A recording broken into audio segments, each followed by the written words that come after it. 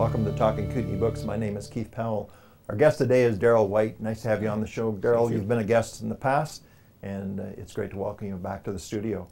I just wanted to ask you, Derryll, about some of your historical references and so forth. I know that you're an avid reader, and I wanted to just delve into what I call classic Kootenay books. That would be books that, maybe were written years ago, turn of the century and so forth, that really focus in on the history and the legacy of the Kootenays. Some of them that come to mind would be like The Sporting Life by Bailey Groman, Campfires of the Rockies. Can you think of any others? Yeah, I mean, there's a wide selection. Affleck did a number of good books on the steamboats and all of the river traffic and that. I think Thorrington did one about the Alpine adventures. I think he called it The Glittering Mountains or something like that. So there's a lot of those sort of classic Kootenay books. I've invited you into the studio today just to talk about a couple of your favorites. These are a bit more contemporary books, but they really delve into the life and the history of the Kootenays. Can you just sort of let me know what those two books are? Yeah, I have a couple of fellows who kind of guided me through 40 years of introduction into the Kootenays. One was Verd Castleman, Ties to Water, and the other was Fee Hellman's Kootenay Life. Okay, so before we get into those books, so we got Ties to Water, Verd Castleman. We've got Kootenay Country, Fee Hellman. But before we do that, let's talk about your history and your connection to both of these individuals. So Derryll, you were at Fort Steele for a long time. How long were you there?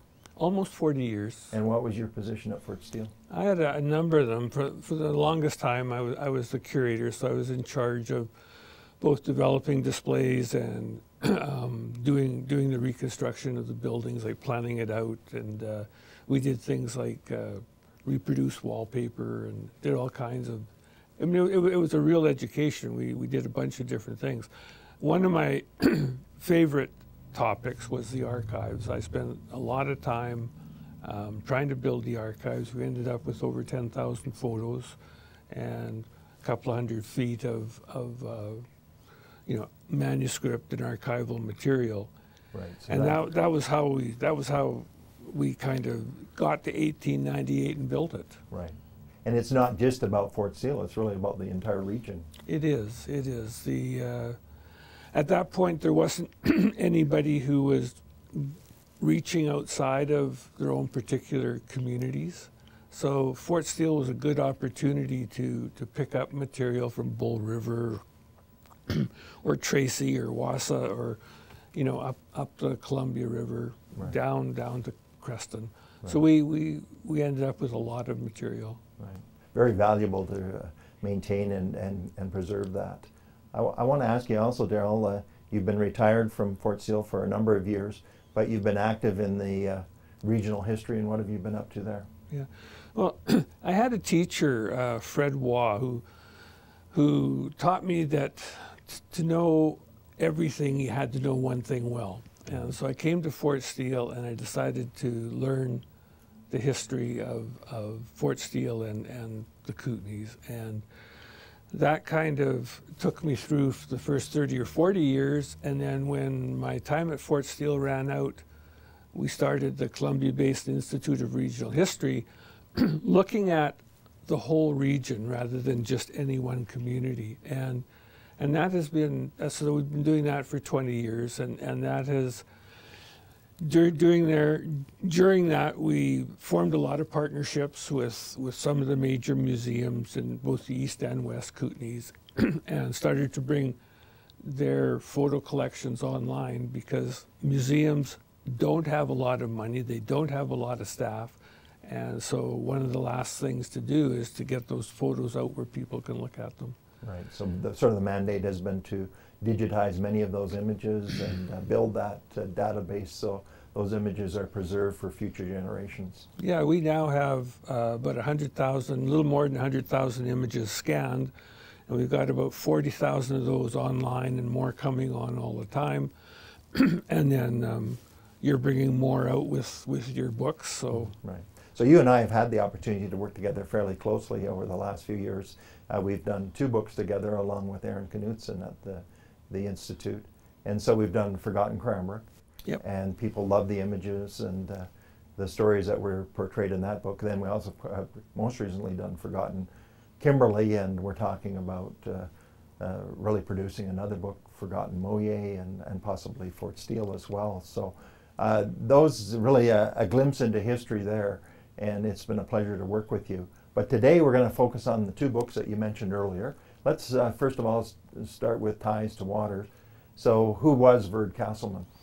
Yeah, Verd was a really interesting fellow, no doubt. He was a rancher. He was out at Picture Valley, right on the Kootenay there, kind of across from Ordner, and spent most of his life. He came over from the boundary country, and I think he came into that ranch in the 40s, and he spent the next 40 years or so ranching. And then he retired, and he said, what the hell am I going to do? And he probably, as far as I'm concerned, he did one of the best regional history books out there. He spent about 5 years researching. It was kind of like you. He would follow any lead. He would go and talk to anybody and collect the photos. And in that book, there's over 300 photos that are really interesting. And it's, I mean, he did a comprehensive story on a place that doesn't exist, right. and that's what history's all about, right? So Ties to Water is really the history and the story about the Bull River, which of course is between Wardner and Fort Steele or Cranbrook, right. And it's a valley that had a lot of dynamic history, a lot of things happening in that valley over the years, and like you said, Verd really did capture it. Now, he published the book in 1988, I believe, and so it's been out for many years. A number of books have been reprinted, editions have been reprinted. The book is increasingly hard to get a hold of, so if you do have a copy, hang on to it. But let's just talk about the story he told. So what was so significant about the Bull River?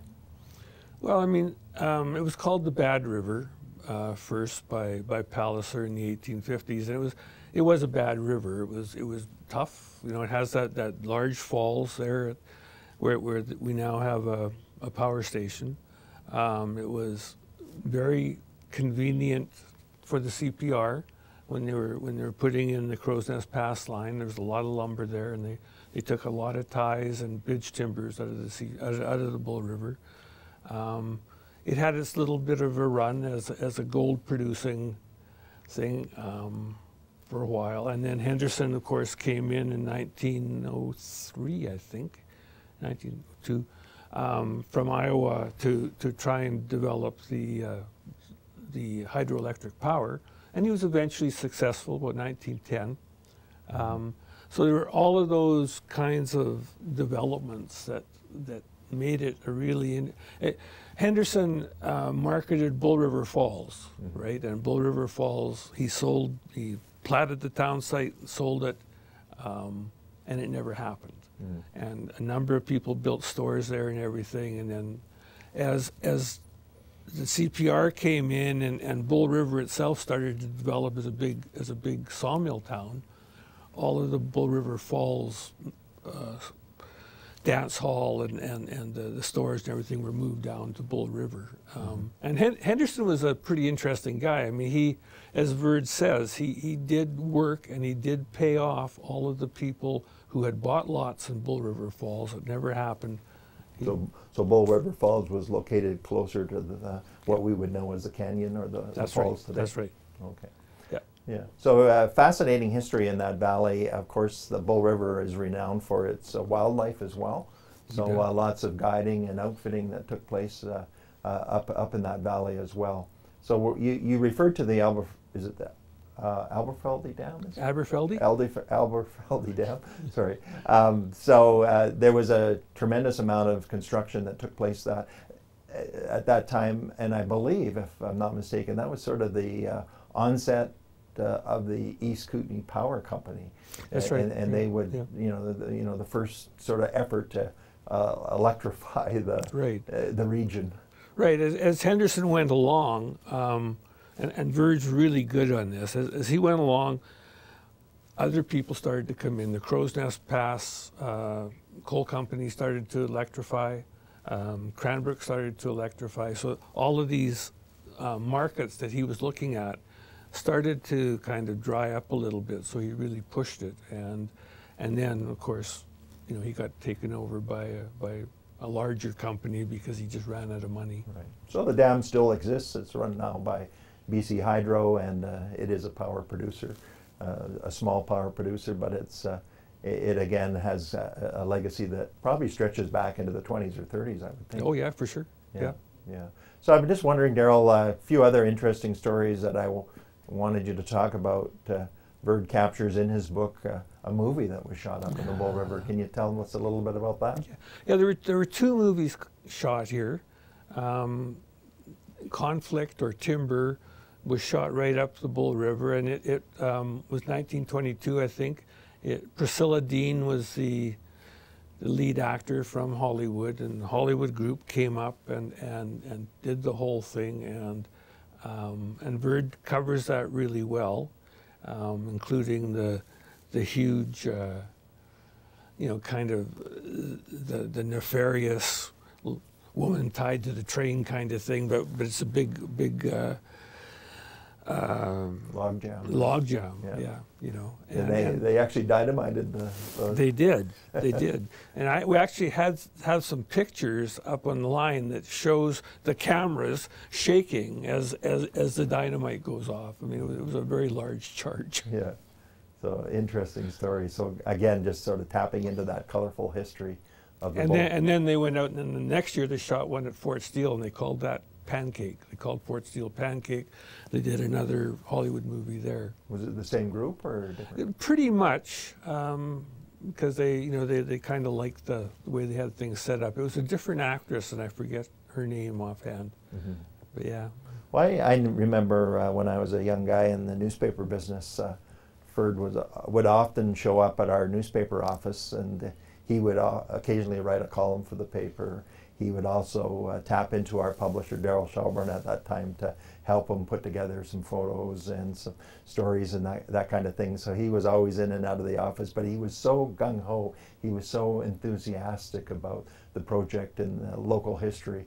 Yeah. You know, when I look back at it, it's no wonder he put together such a good book, because you know, he was a living example of that history. Yeah, he just got it out in time. I actually did a reading with him at what was then the Cranbrook Public Library in the old building in 1988, and it had just come out, and I didn't do much of the reading in my Fort Steele book because Bird was at that point almost dying, and the cancer was taking over. So he was so happy to have that book out and in his hands before he passed away, and he did a great job. Right. And the legacy continues, because I know his Bob Bjorn has reprinted the book yes. a couple of times, yep. and he does have copies, so people can obtain copies, though it's not easy to find, as I mentioned. But if you can get a hold of a copy, it's a great addition to anybody's library. You bet. Okay, let's go on to our second book, and that's one that you picked as well. So the author is Fee Hellman. Fee was a noted outdoorsman in the area.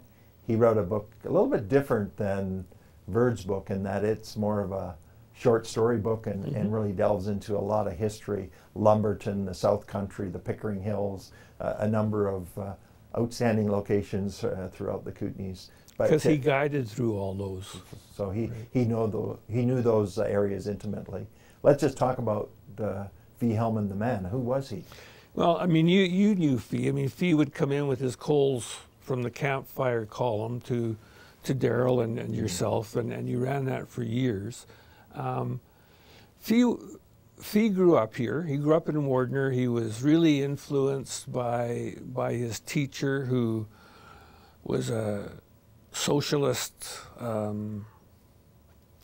kind of ran for the NDP several times, and just really a social conscience leaning towards that. Yep, yeah. He took the kids out everywhere, and he really influenced Fee a lot. And then Fee, from about time he was 8 or 9 on, he had full run of the whole river from Wardner kind of up and down, and did a lot of things. He did a bunch of different jobs. He ran the co-op store here in town for many years, and then when you say town, in Cranbrook. In Cranbrook, yeah. And then he ended up in his later years as a security man at Fort Steele. So he worked there until he had to retire. And through all of that, I mean, he would take time off and he would guide in the fall, and he always had a number of hunters coming in, and several times he saw the Sasquatch. Yeah. And I mean, Fee was the kind of guy that you'd go out and you'd walk with him, and he would find things, and you wouldn't have a clue. I didn't have a clue what they were. Every time he would say, "Oh, that's a tooth from a mower," or "That's handles for a pump," and I'd go back to Fort Steele and I'd look in the catalogs, and sure enough, every time he was writing, he was very observant, very knowledgeable, and he knew his land, and he knew all of the mountains that we have, you know. So I really like his Kootenay country. I mean, it's very warm. Can you pick out a story that maybe stands out to you? Well, I mean, like we said, like he has a number of them.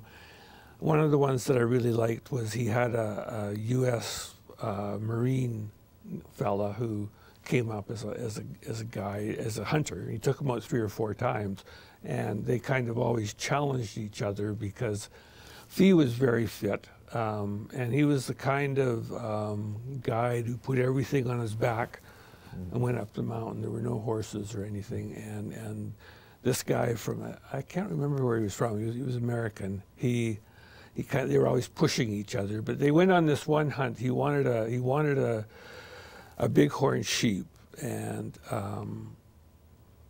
Fee finally spotted one. It was 5 basins over, and it was like 10 o'clock in the daytime, and it was just going down into another basin, and the guy said, "I want it." So they spent till about 3 o'clock going up and down and up and down, and they got there, and he didn't shoot that one. He shot another. He shot at it 3 or 4 times and missed, but he got another one and bagged it. And they they caped it out.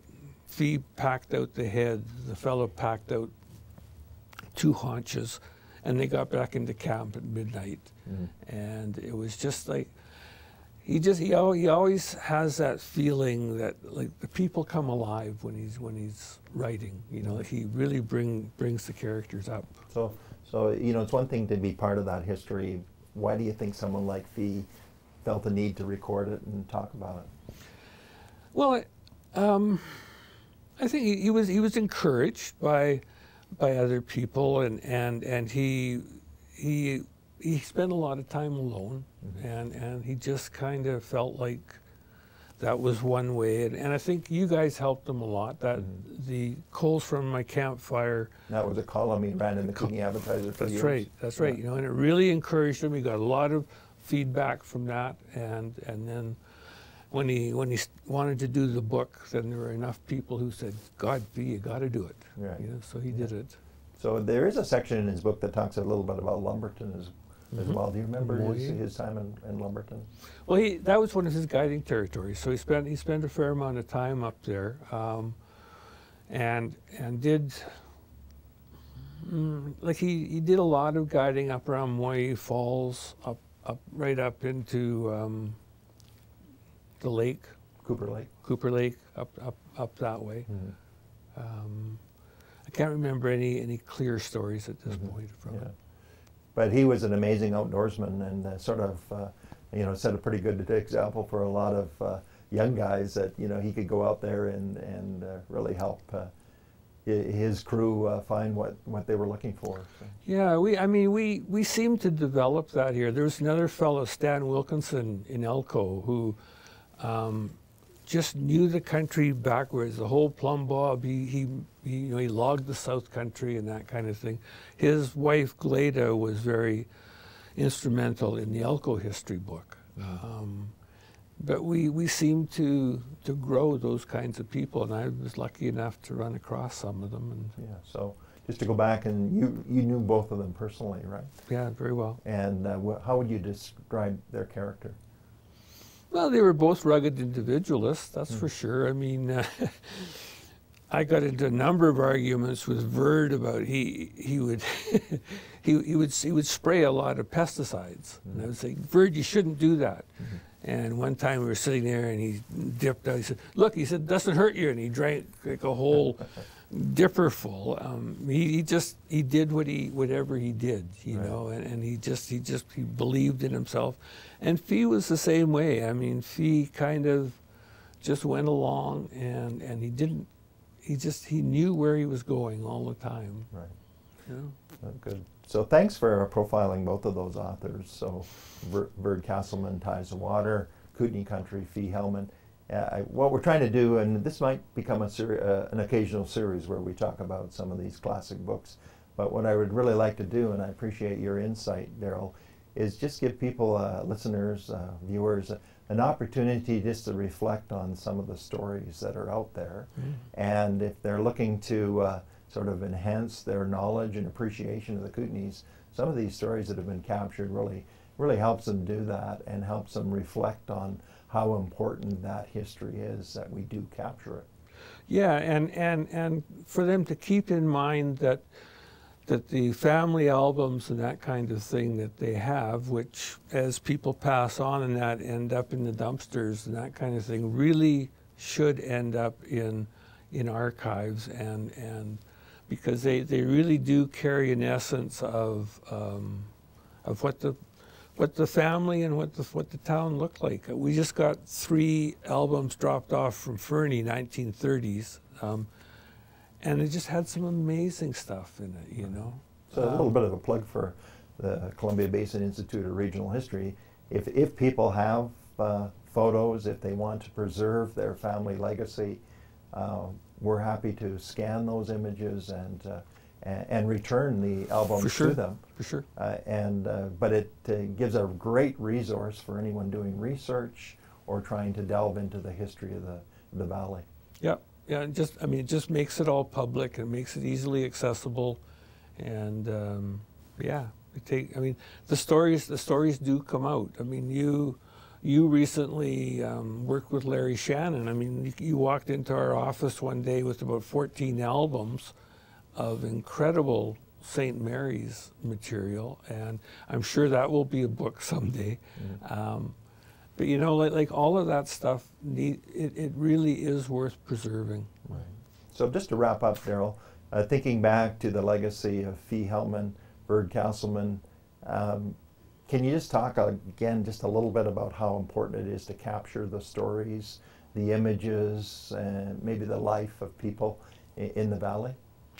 Yeah, I mean, I think it's essential, right? I mean, we know why we live here, right? We're Kootenay people. We live here because we really like the hunting and the fishing and the hiking and that sense of what the Kootenays are. And it's great to be able to share that with the new people that are coming in, and to say, you know, this is what you're grounded into, and this is what you need to preserve and protect and enjoy. Well, that sums it up really nicely, Derryll. And you know what, Derryll, I'm going to challenge you to think of a couple more books that maybe we can talk about in the future. But you know, someday I also look forward to you and I walking through some of these historic sites and places. And again, you can share your historical knowledge and insight into many of these things that maybe we've forgotten about in the past, because the Kootenays, the East Kootenays, West Kootenays, has a tremendous amount of history. Oh, it certainly does. And colorful history and colorful characters. And if we can remember and reflect on some of those, I think it's good. Yeah. It just brings those back. And you have to remember that we're talking about real people here. These aren't imaginary individuals. These are people that struggle day to day, and they did a tremendous service to us by recording this information. I mean, Fee built what is now the Lambie House at Fort Steele. He built that with John Lambie for his parents over at Tata Creek, and you know, he worked with John Lambie and several others of the old Swedes who were tie hacks, etc. If you go and you look at, one time I used to smoke. I had a lot of cigarette papers, and we tried to put cigarette papers into some of those dovetail joints. Just incredible work, you know, and everybody just passed on their knowledge, and they grew.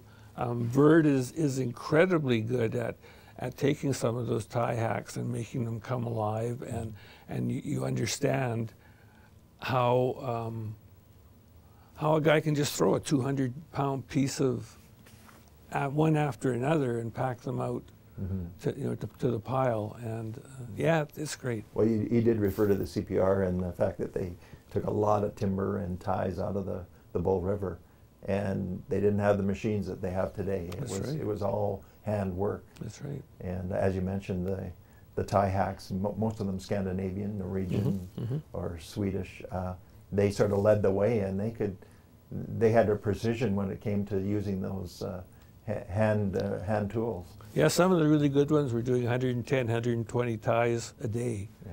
And I mean, that's like cutting the tree, blocking it out, you know. Right. Amazing work.